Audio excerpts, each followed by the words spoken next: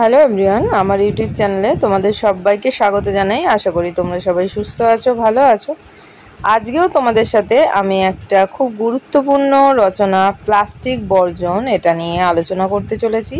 ভিডিওটাকে কেউ স্কিপ না করে পুরো দেখতে থাকো। এরকমই আরও ভিডিওর জন্য চ্যানেলটাকে সাবস্ক্রাইব করো, আর ভালো লাগলো অবশ্যই কমেন্ট বক্সে জানিও যে কীরকম লাগলো। আর যদি সেই রকম তোমাদের মনে হয় যে অন্য কোনো রচনা তোমাদের ইম্পর্টেন্ট বা অন্য কোনো টপিক তোমাদের দরকার, সেটা অবশ্যই আমাকে কমেন্ট বক্সে জানিও। তো সেটা নিয়ে আমি ভিডিও আপলোড করব যাতে তোমাদের সুবিধা হয়। তো যেটা বলছিলাম যে প্লাস্টিক বর্জন এই রচনাটা কিন্তু মাধ্যমিক বলো বা অন্যান্য ক্লাসের জন্য কিন্তু যথেষ্ট দরকারি একটা রচনা। তো দেখে নেওয়া যাক রচনাটা আমি কি লিখেছি। দেখো, বর্তমান বিশ্বের অন্যতম প্রধান সমস্যা হচ্ছে প্লাস্টিক দূষণ।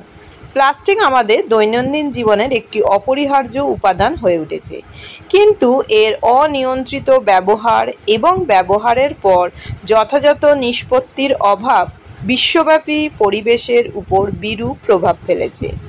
তাই পরিবেশ রক্ষার স্বার্থে প্লাস্টিক বর্জন এখন একটি জরুরি প্রয়োজন। এক্ষেত্রে বলে রাখি, আমি প্রত্যেকটা রচনাতেই তোমাদের বলি, যদি কোটেশন দিয়ে কোনো কিছু শুরু করতে চাও করতেই পারো। কোটেশন কিন্তু রচনাতে একটা আলাদা মাত্রা এনে দেয়, তবে সেটা কিন্তু একদম সঠিক হতে হবে। আমি একদম সিম্পলভাবে তোমাদের সাথে এটা শেয়ার করার চেষ্টা করছি। যদি তোমরা কেউ মনে করো কোটেশন দেবে, সেটা কিন্তু দিতে পারো। তারপরে দেখো, প্লাস্টিকের ক্ষতিকর প্রভাব। প্লাস্টিক পচনশীল নয় এবং এটি পরিবেশে কয়েকশো বছর পর্যন্ত অবশিষ্ট থাকে। জমির উর্বরতা নষ্ট হওয়া, জলাশয়ে প্লাস্টিকের জমাট বাঁধা এবং জীব বৈচিত্র্যে ব্যাপক ক্ষতি প্লাস্টিকের দূষণের অন্যতম কিন্তু ফল। বিশেষ করে সামুদ্রিক জীববৈচিত্র্যের সামুদ্রিক যে জীববৈচিত্র্য, তার উপর কিন্তু এর ভয়াবহ প্রভাব দেখা যায়। সেটা আমরা নিজেও বুঝতে পারি, যার জন্য আমাদের প্লাস্টিক বর্জনের কথা কিন্তু বলা হয়। প্লাস্টিক যেহেতু আমাদের মাটির সাথে মিশে যায় না, কেননা প্লাস্টিক পচনশীল নয়। দেখো, এরপরে আমি কি লিখেছি, সামুদ্রিক প্রাণীরা প্লাস্টিককে খাদ্য হিসেবে গ্রহণ করে, যা তাদের শরীরের জন্য অত্যন্ত ক্ষতিকর। এছাড়াও প্লাস্টিকের ক্ষুদ্র কণা, দেখো যেটাকে মাইক্রোপ্লাস্টিক বলা হয়, সেটা প্রাণীতে মিশে মানবদেহে প্রবেশ করেছে, যা দীর্ঘমেয়াদে স্বাস্থ্যের জন্য বিপজ্জনক।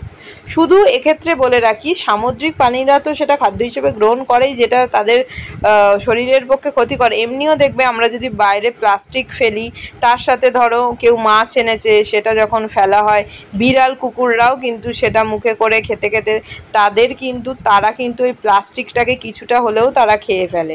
সেটা কিন্তু তাদের শরীরের পক্ষেও কিন্তু অত্যন্ত মারাত্মক এটা ক্ষতিকর প্রভাব ফেলে, যেটা কিন্তু একেবারেই উচিত নয়।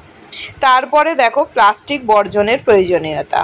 প্লাস্টিকের ব্যবহার কমিয়ে পরিবেশ দূষণ কমানো আজকের দিনের একটা বড় চ্যালেঞ্জ। প্লাস্টিকের বদলে প্রাকৃতিক ও পুনর্ব্যবহারযোগ্য উপাদানের ব্যবহার বাড়াতে হবে। এটা কিন্তু আমরা যদি সবাই মিলে একদম কাঁধে কাঁধ মিলিয়ে করি, তাহলে কিন্তু এটা সম্ভব। নইলে কিন্তু এটা ধরো কিছুজন মানুষ এটা করলো, কিছুজন মানুষ করলো না, তাহলে কিন্তু এটা সম্ভব না। এক সময় প্লাস্টিক বর্জন তোমরা জানো এটা করা হয়েছিল, কিন্তু আবার সেটা ফিরে এসছে। এখনও আমরা প্লাস্টিক কিন্তু ব্যবহার করি, এটাকে কিন্তু একেবারে নির্মূল করে ফেলতে হবে।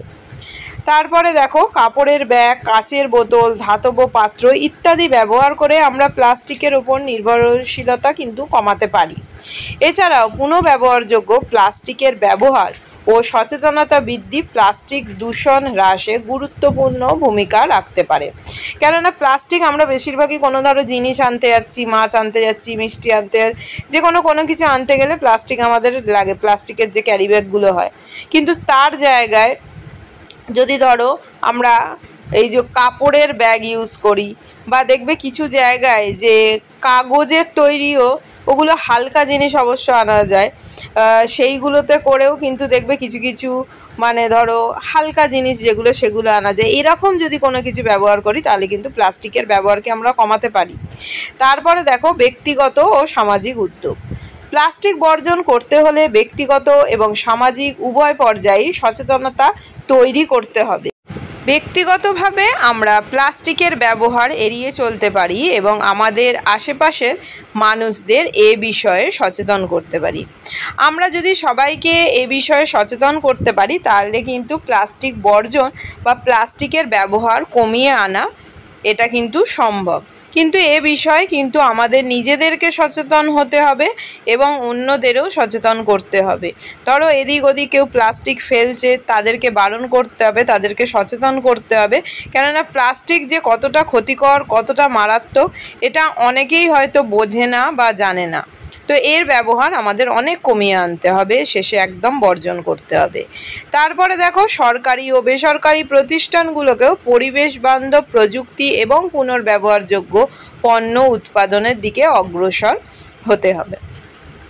এক্ষেত্রে কিন্তু তাহলে আমরা বুঝতে পারছি যে সরকারি বেসরকারি যে প্রতিষ্ঠানগুলো আছে সেইগুলো মানে উভয়কে সবাইকে কিন্তু এক্ষেত্রে আমরা বলো বা যে কোনো প্রতিষ্ঠান আছে সবাইকে কিন্তু একসাথে এই যে কাজ এই কাজে কিন্তু এগিয়ে আসতে হবে।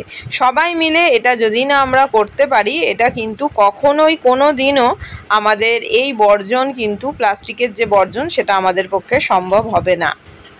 উপসংহারে কি লিখেছি দেখো, প্লাস্টিক বর্জন এখন আর শুধু একটি বিকল্প নয়, এটি একটি অত্যন্ত প্রয়োজনীয় উদ্যোগ।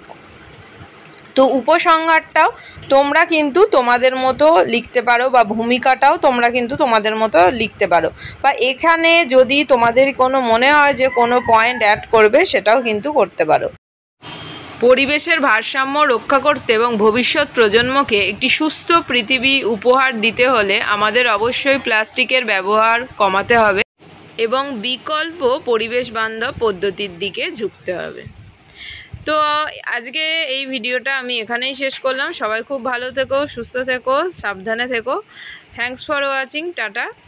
আর এরকমই আরও ভিডিও পেতে চ্যানেলটাকে অবশ্যই সাবস্ক্রাইব করে পাশে থাকা বেল আইকনটা প্রেস করো, তাহলে সমস্ত ভিডিওর নোটিফিকেশন তোমাদের কাছে পৌঁছে যাবে। টাটা।